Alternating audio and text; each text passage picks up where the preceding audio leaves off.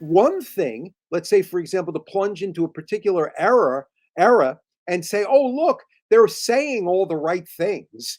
They're saying all the right things. Everybody is saying what it is that church doctrine is, and then not look at the positive data of the history of the era, and then see that all of the saying of the right things is going in one ear and out the other, and people are paying no attention to them in practical reality.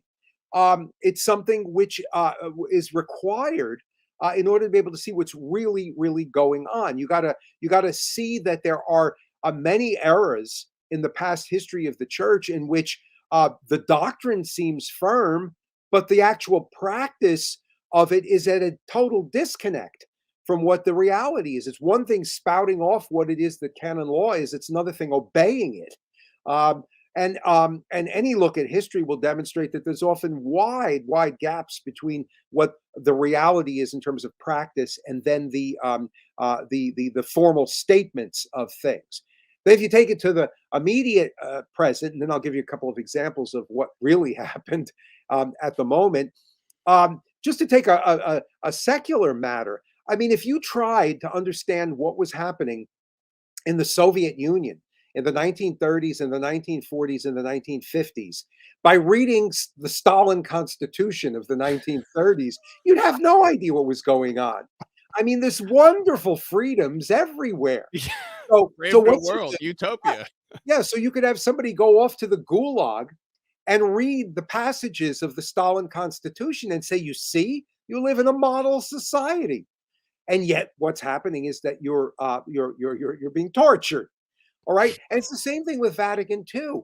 I mean, to quote a very good friend of mine from the SSPX, he's always telling people that he's happy to have a public debate with them over who actually pays attention to more of Vatican II. Because if you look at the documents of Vatican II, pure documents, you can agree with most everything. There are gaps. That's where the problem comes in, because when you see what's said compared to what was said before or how it's said, then you've got difficulties that emerge. But in terms of what's said, I mean, there's a vast amount that is perfectly acceptable. It reminds me, I'm just giving these lectures on the last year on the years of Pope Benedict, and at the time of Pope Benedict's trip to Germany in 2011, there's a statement that's made by all of these theologians in Germany underneath the heading, "We will remain silent no longer." And I think Benedict said, "When did they ever remain silent?" You're talking about people, but they talk about the fact that the council has been derailed, but they're in disagreement with almost everything that the council said that is in any kind of union with past tradition. The reality has been utilizing the gaps in Vatican II, or the manner in which the teachings are presented to destroy the faith, which is what the goal of a number of the people who were involved in the whole picture to begin with were interested in anyway. But I mean, to go back to the actual practice, there were, when I was first involved with this movement, there were good number of people among the in the episcopacy who were saying correct things. I mean, certainly a number of the bishops in New York were saying good things, correct things about doctrine. But meanwhile, all of the underlings were destroying everything around them, Right.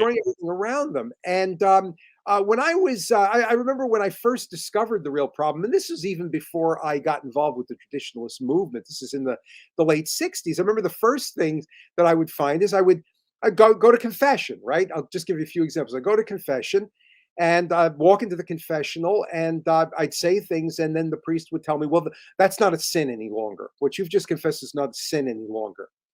So I said, well, it was a sin last year. How come it's not a sin this year?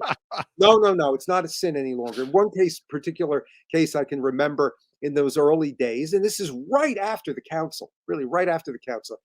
I go there, I confess my sins. The priest doesn't give me absolution because nothing I had done was a sin. So I get out, and in those days, there were still a number of priests hearing confession in the same church. So I went across the aisle, the other side of the aisle. I said, "Bless me, Father, it's been 2 minutes since my last confession." And I said, I explained to him what happened, and he just went, "Can you just go through everything from start to finish again?" So on his side of the aisle, it was still a sin. On the other side of the aisle, it was no longer a sin. Oh, Um, wow. I remember going. I mean, confession was the worst. That was the worst in those days, in the late '60s and the early '70s.